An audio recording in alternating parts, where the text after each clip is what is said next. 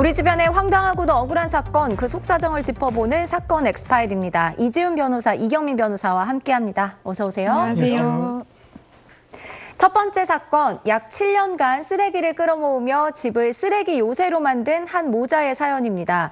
이 집 때문에 집주인도 이웃 주민들도 엄청난 고통을 받고 있다고 하는데요.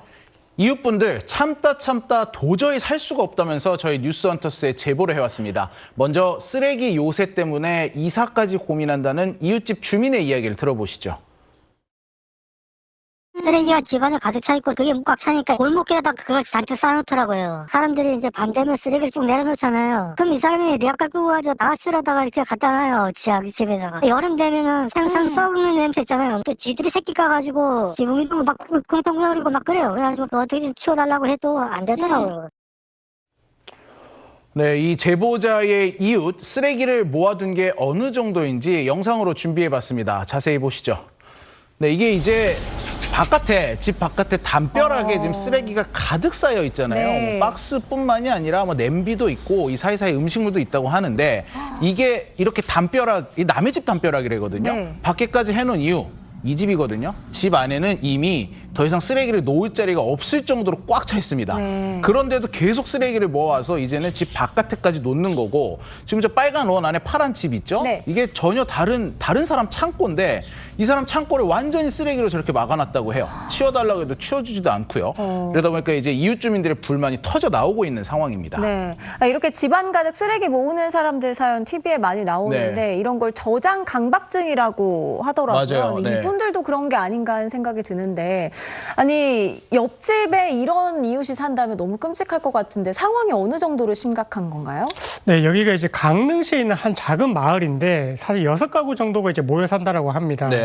그 제보자가 이제 노모를 모시고 살고 있고, 네. 그 쓰레기 집도 이제 어떻게 보면 골목을 사이에 두고 이렇게 이제 마주보고 있는 상황인데, 그 쓰레기 집에는 이제 10년 전부터 80대 노모와 60세 아들이 살고 있다라고 합니다. 근데 네. 이 아들이 동네에 있는 온갖 쓰레기를 다 끌고 와서 집에 쓰레기를 쌓아놓고요. 아이고. 그 쓰레기가 집안에 다 쌓이니까 골목까지도 쓰레기가 이제 어떻게 보면 내어놓을 정도로 네. 이렇게 지금 된 상태인데, 꽉 찼네요, 지금 보니까. 그렇습니다. 네. 그런 상태인데 이제 쓰레기 냄새가 너무 심하다 보니까 이걸 또 치워달라고 요청을 하니까 최근에는 쓰레기를 모으면서 또 재활용 위주로 또 모으고 있다고 하더라고요. 네. 냄새가 약간 좀 덜한 쪽으로 그렇게 하고 있고, 그래서 이런 분들을 봤을 때 쓰레기나 물건을 못 버리는 저장 강박증 증상이 있다라고 이제 보여지는 대목이고, 네. 그래서 이제 이 이웃들이 쓰레기가 너무 많이 쌓이니까 뭐 벌레라든지 냄새가 날 거 아닙니까? 네. 그래서 그렇죠. 이제 그걸 좀 치워달라고 했는데 어쨌든 그 부분에 대해서도 대화가 전혀 통하지 않는 상태다라고 하고 있고요. 네. 그리고 이제 80대 노모 같은 경우는 치매 증상이 있고, 그리고 이제 60대 아들 같은 경우에는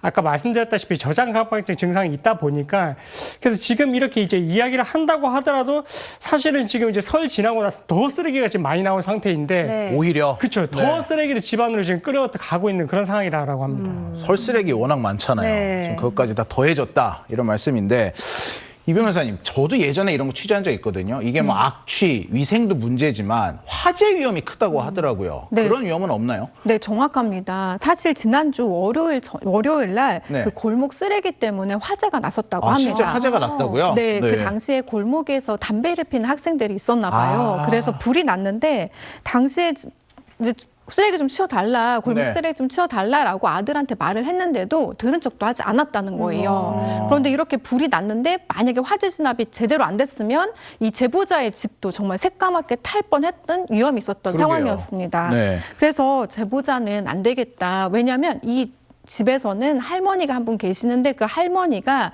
촛불을 켜놓고 기도를 한다는 얘기를 들었다고 해요. 그래요? 그렇다면 안에서도 화재의 위험이 아직도 가능성이 굉장히 큰 것입니다. 너무 크죠. 네, 그렇기 때문에 안 되겠다 하면서 제보자는 이제 이사를 가려고.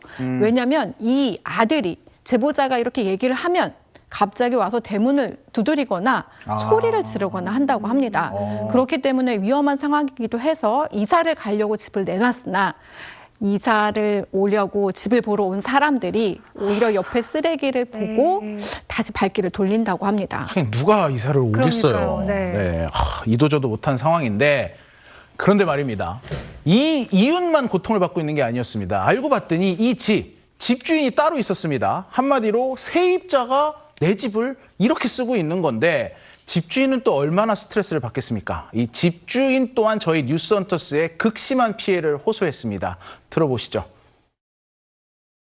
저도 황당해요. 나가려도 나가지도 않고 정상은 아니에요. 아주 말도 안 되는 소리를 하셔요. 저희가 살라 나간다는데도 화가 나빠서 사모님 들어오시면 여기 살지 못하고 죽는데요. 쓰레기를 자꾸 갖다 두고 왜 그러시냐고 미치겠다고 정말 막 이러니까 왜 그걸 쓰레기라고 그러냐요. 좋은 일이는 거예요. 염려 말라고 우리가 다 치고 나간다고. 작년부터 그랬죠. 아주 저희도 천불이 나서 죽을 지경이라니요.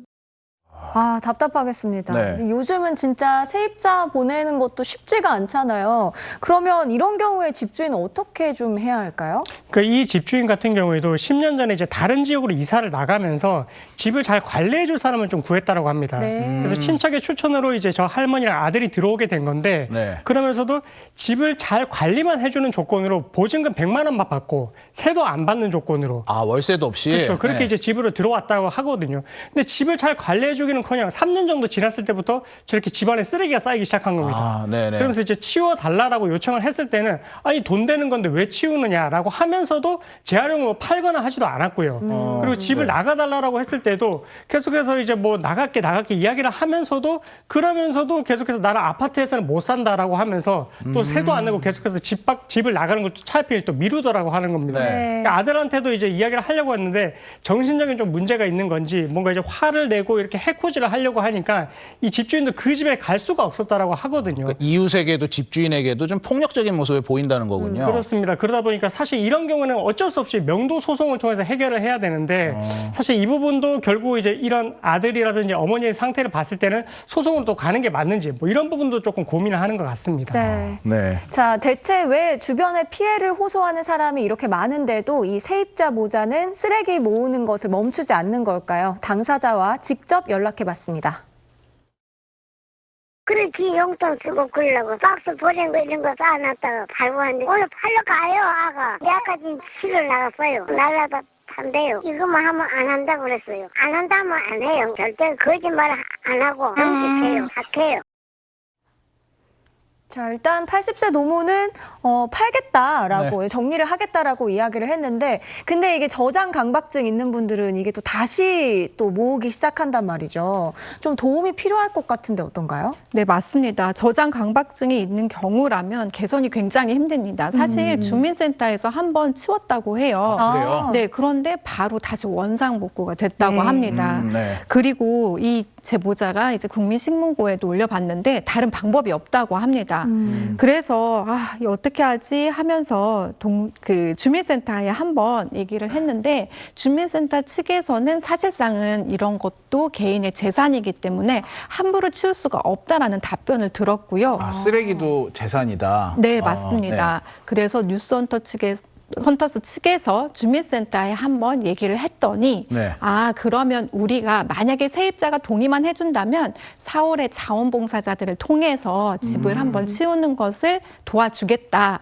그리고 만약에 이 집에서 사는 사람들이 해당 물건들을 판매하기를 원하니 그것도 네. 한번 알아봐 주겠다고 얘기를 했는데요. 네. 그런데 문제는 주민센터 측에서 저번에도 한번 온다고 했더니 갑자기 말을 바꿔서 못 치웠다고 합니다.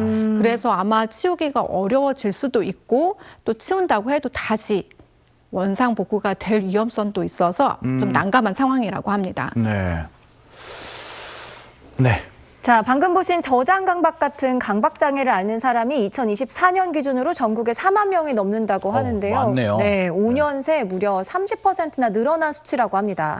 이게 단절된 사회관계에서 오는 뭐 외로움 그리고 경제적 불확실성에서 오는 스트레스 이런 것 때문에 저장 강박이 생긴다라는 게 전문가 분석입니다. 단순히 개인의 문제로 치부하기에는 위험해지고 있는 게 아닌가라는 생각이 듭니다.